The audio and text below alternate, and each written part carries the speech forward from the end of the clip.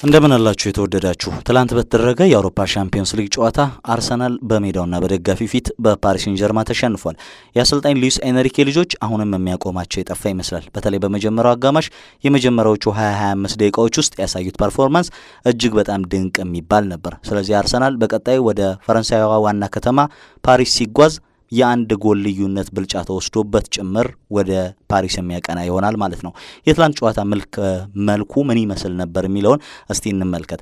አርሰናል እንግዲህ በቀጣይ ሳምንት ወደ ፓሪስ የሚያደርገው ጉዞ እጅግ ከባድ እንደሚሆን ከወዲሁ ማንሳት ይኖርብናል። ዳውንቲንግ ታስክ ነው እያሉት ይገኛሉ ብዙ የመገናኛ ብዙሃን። ልክ ከሪያል ማድሪድ ጋር እንደነበረው የሩብ ፍጻሜ ጨዋታ የኤምሬትስ ደጋፊዎች በከባድ ሁኔታ ግዙፍ አትሞስፈር ሲያሳዩ ነበር፣ ወይም የነበረው ድባብ በስቴዲየም ውስጥ እጅግ የተለየ ነበር። ጨዋታው ከመጀመሩ አስቀድሞ የቡድናቸው በ16 ዓመታት ውስጥ የመጣ የመጀመሪያ የአውሮፓ ሻምፒዮንስ ሊግ የግማሽ ፍጻሜ ጨዋታ እንደነበር ማንሳት እንችላለን። ከዛ በመነሳት እንግዲህ እንዲህ አይነት አትሞስፈር የሚጠበቅ ነበር። ነገር ግን የኡስማን ዴምቤሌ ጨዋታው እንደተጀመረ የተቆጠረች የአራተኛ ደቂቃ ግብ የደጋፊውን ድባብ መልሶ ወደ ጸጥታ ለመቀየር በቂ ነበረ ለፓሪስ ሴን-ዠርማ። ለደጋፊዎች ግን ሌላ በራስ መተማመንን ያላበሰ ነበረ። ለኦስማን ዴምቤሌ በ2025 ብቻ ከጥር ወር ወዲህ ያሉትን ጎሎችን ከቆጠርን ትናንትና ያስቆጠረው 25ኛ ጎል ነው እና ስለ ዴምቤሌ የጨዋታ ባህሪ በኋላ ላይ እንመለስበታለን። የመጀመሪያዎቹ ሀፍ ላይ በተለይ በመጀመሪያው 45 የመጀመሪያዎቹ 25 ደቂቃዎች ወይ 30 ደቂቃዎች ፓሪስ ሴን-ዠርማ ዶሚኔት ያደረገበት ነበር። ጎሎች የሚቆጠሩባቸው ድሎች ነበሩ። በዛው ግን እንዳልቀጠለ ስንመለከት ነበረ። ከዛ በኋላ አርሰናል በማርቲኔሊ አማካይነት ቆንጆ ሙከራ አድርጎ ዶናሩማ ሲያድንባቸው አይተናል። ሚኬል ሜሪኖ ያስቆጠራት ግብ በኦፍሳይድ አቋቋም ምክንያት ስትሻር ተመልክተናል። በቪኤአር ወይም ደግሞ በቪዲዮ አሲስታንት ሪፈሪ ገዛ ምክንያት የተፈጠረ ነበር። የጁሪየን ቲምበርና የክቪቻ ክቫራትስኬሊያ ፍትጊያ ፍጹም ቅጣት ምት ሊያሰጥ ይገባ ነበር ለፓሪስ ሴን-ዠርማ በሚል መከራከሪያዎች ይነሳሉ። ሁለተኛው አጋማሽ ሁለቱም ቡድኖች እድሎች ነበሯቸው። በአርሰናል በኩል የሊያንድሮ ትሮሳርድ ሙከራ ድንቅ የሚባል ነበር። በፓሪስ ሴን-ዠርማ በኩል የብራድሌ ባርኮላና የጎንካልቮ ራሞስ ሙከራዎች በቀላሉ የሚጠቀሱ አይደሉም። ታዲያ ከዚህ ጨዋታ በኋላ አርሰናል በየትኛው በኩል ይቀመጣል የሚለውን ከተመለከትን አርሰናል በቀጣይ ሳምንት የማገገም ግዴታ ይኖርበታል። ነገር ግን ከአርሰናል በላይ የሆነ ጥያቄ አይደለም። ምክንያቱም ይሄው ቡድን ሪያል ማድሪድን 5-1 በሆነ ውጤት አሸንፎ ነው የመጣው። ስለዚህ እዛ ሜዳ ላይ ያንን ማድረግ የሚችልበት እድል አለው። አቅም ያለው ስብስብ እንደሆነ ይታወቃል። ነገር ግን ከፓሪስ ሴን-ዠርማ ተመሳሳይ አይነቱን ብሉፕሪንት መውሰድ ይኖርባቸዋል። ፓሪስ ሴን-ዠርማዎች በሜዳቸው ከሊቨርፑል ጋር በነበራቸው ጨዋታ ላይ ሽንፈት አስተናግደው ነበር 1-0 በሆነ ውጤት። ነገር ግን አንፊልድ ላይ መጥተው ጨዋታውን ሲያሸንፉ ዶሚኔት ለማድረግ ተረጋግተው ለመጫወት በተሻለ ማንነት ውስጥ ሆኖ ነበር። ያ ካራክተር ነበራቸው ጨዋታውን ሲያሸንፉ። ስለዚህ ፓሪስ ሴን-ዠርማ በአንፊልድ መጥቶ ዴሊቨር ያደረገውን አይነት ፐርፎርማንስ ራሱ አርሰናል በፓሪስ ሴን-ዠርማ ፓርክ ደ ፕሪንስ ላይ የመስጠት ግዴታ ይኖርበታል። ምናልባት በጨዋታው የብራድሌ ባርኮላ ወይም ደግሞ የጎንካልቮ ራሞስ ጎሎች ተቆጥረው ቢሆን ለአርሰናል ነገሮች ከባድ የሆኑ ነበር። ነገር ግን አርሰናል አሁንም ጨዋታው ከእጁ እንዳልወጣ ማመን ያለበት ይመስላል። ስለ ዴምቤሌ እናንሳ። ዴምቤሌ የቱ ጋር ነው የሚጫወተው ብለን ለመጠየቅ አዳጋች እየሆነ እየመጣ ይመስላል። ትላንትና በሁሉም የሜዳ ክፍል ነበረ። በአንደኛው አጋማሽ መጠናቀቂያ 45ኛ ደቂቃ ላይ በግራ መስመር ተከላካይ ስፍራ ላይ ሲጫወት እንመለከተው ነበር። በአንዳንድ አጋጣሚዎች እንደ ኦግዚለሪ 6 ቁጥር ስንመለከተው ነበረ እና የፓሪስ ሴን-ዠርማ ደብል ፒቮት ወይም ደግሞ ሁለተኛው 6 ቁጥር ተጣማሪ ሆኖ የሚጫወተው ተጫዋች ይመስል ነበር። በፓሪስ ሴን-ዠርማ ኤሪያ ይገኝ ነበር። ከፓሪስ ሴን-ዠርማ ኤሪያ ውጪ በአርሰናል የሜዳ ክፍሎች በሁሉም ኤሪያ ላይ ይገኝ ነበር። በወረቀት ሐሰተኛ 9 ቁጥር ነው። ነገር ግን ሉዊስ ኤንሪኬ በተለያየ ቦታ እንዲጫወት ነጻነት ከመስጠት ባለፈ በየትኛው ሜዳ ክፍል ላይ የተገኘ በትክክለኛው ጊዜ ራሱን መግለጽ የሚችልበትን ነጻነት እንዳላበሱት ማንሳት ይኖርብናል። ጎሉ ሲቆጠር ያንን አይነት ባህሪ ተመልክተንበታል። ምክንያቱም ኳሱን መጀመሪያ ሲቀበል ራሱን ወደ መሀል ሜዳው ላይ ድራግ አድርጎ ስቦ ነበር የመጣው። ኳሱን ተቀበለ። ከዛ በኋላ ማግኘት የነበረበት ክቪቻ ክቫራትስኬሊያን ነበር።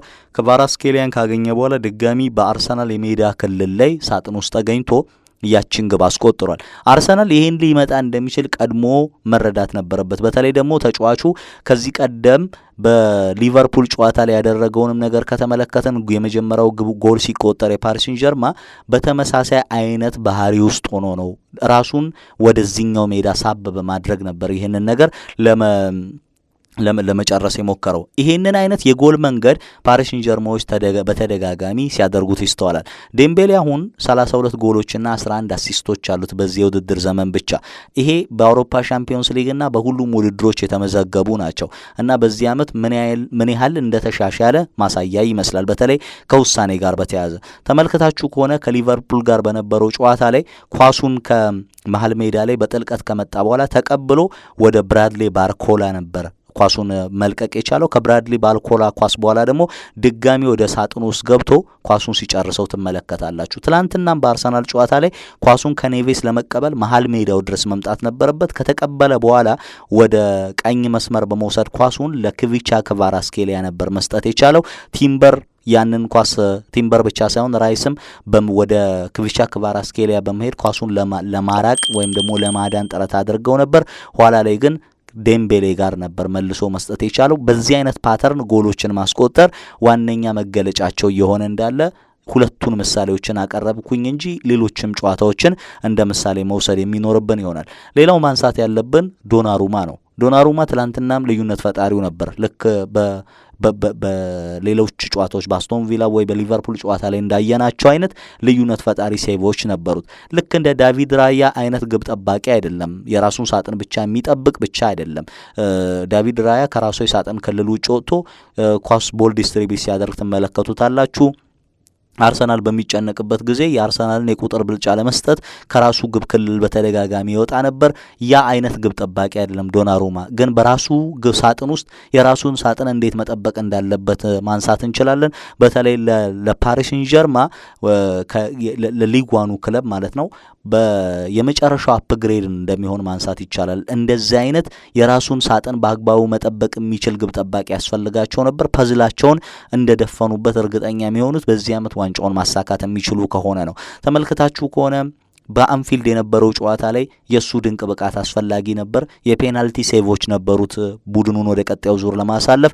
ከአስቶን ቪላ ጋር በኳርተር ፋይናሉ ወይም ደግሞ በሩብ ፍጻሜው ላይ በነበረው ጨዋታ ላይ የዩሪ ቴሌማንስን ኳስ ያዳነበት መንገድ አጃኢብ የሚያሰኝ ነው። ትላንትናም ፓሪስ ሴን ጀርማ ይህንን ግብ ጠባቂ ይፈልግ ነበር። የትሮሳርድ ከዛ ባለፈ የጋብሪኤል ማርቲኔሊ ኳሶች ለዚህ ማሳያ እንደሆኑ ማንሳት እንችላለን። ምናልባት እነዛ ጎሎች ቶሎ ብለው ተቆጥረው ቢሆን ኖሮ አርሰናል በጨዋታው ሌላ ነገሮችን ሊያሳየን ይችል እንደነበረ ማንሳት ይቻላል። ከዚህ ጋር በተያያዘ ፓሪስ ሴን ጀርማ በተጋጣሚዎችን በሚገጥምበት አጋጣሚ ከ2019-20 የውድድር ዘመን በኋላ በአውሮፓ ሻምፒዮንስ ሊግ ጥሩ የሚባል ሾት ፐርሰንቴጅ ያለው ግብ ጠባቂ እንደያዘ ማንሳት ይቻላል። ዶናሩማ በዚህ ዓመት ከተሞከሩበት የጎል ቁጥሮች እጅግ በጣም ጥቂት የሚባሉት ናቸው የሚቆጠሩበት። በአጠቃላይ 47 ሙከራ ተሞክሮበታል። እነዚህ በየጨዋታው እንግዲህ 3.52 ሙከራ ፐር 90 ሚኒትስ ይሞከርበታል ማለት ነው። እነዚህ ታዲያ ኤክስጂያቸው ምን ያህል ነው የሚለውን ከተመለከተን 12.6 ወይም ደግሞ 0.94 ነው። ነገር ግን በጨዋታ ሊቆጠርበት የሚችለው የግብ መጠን 0.9 ነው። ሲዝኑ ሲጀመር የነበረው የወረደ ፐርፎርማንስ ባይኖር ፓሪስ ሴን ጀርማ ገና ሂደቱን እየጀመረ የነበረበት ሞመንት ላይ ባይሆንና ሲዝኑን ልክ እንዳሁኑ በነበር ሁለተኛው ዙር ላይ ፍጹም የተሻሻለ ቡድን እያየን ነው የምንገኘውና ያ ባይሆን ኖሮ ከዚህ የተሻለ ቁጥር ሊኖረው እንደሚችል ማንሳት እንችላለን። የአርሰናል የቆሙ ኳሶችን እንመልከት። አርሰናል አሁንም የቆሙ ኳሶች ላይ አደጋ መፍጠር እንደሚችል ትላንትናም ስንመለከት ነበር። ነገር ግን ያ የጋብሪኤል ማጋሌሽ በቡድን ውስጥ አለመኖር ጉለቱን በጉልህ የሚያሳይ ነበረ። የዴክላን ራይስ የቅጣት ምት ኳስ ሜሪኖን ካገኘች በኋላ አርሰናሎች አቻ የሆኑ ይመስል ነበር። ይሄ ሩቲን የተለመደ ነው። በ2023-24 የውድድር ዘመን በኦፍሳይድ ትራፕ ውስጥ በመገኘት አንድ ተጫዋች ከኦፍሳይድ ትራፕ ውስጥ ይጀምርና ከዛ ወደ ኦንሳይድ ወይም ደግሞ ወደ ጨዋታው እንዲመለስ የሆነና ድጋሚ ወደ ሳጥን ውስጥ በመግባት ያንን ሳጥን ለማጥቃት ጥረት ያደርጋሉ። ማርቲን ኦዴጋርድና ራይስ በተደጋጋሚ ይሄንን ኳስ አሲስት አድርገዋል። ለምሳሌ ለጋብሪኤል በተመሳሳይ አይነት ይህንን አይነት ኳስ ፈጥረውለት ያውቃሉ።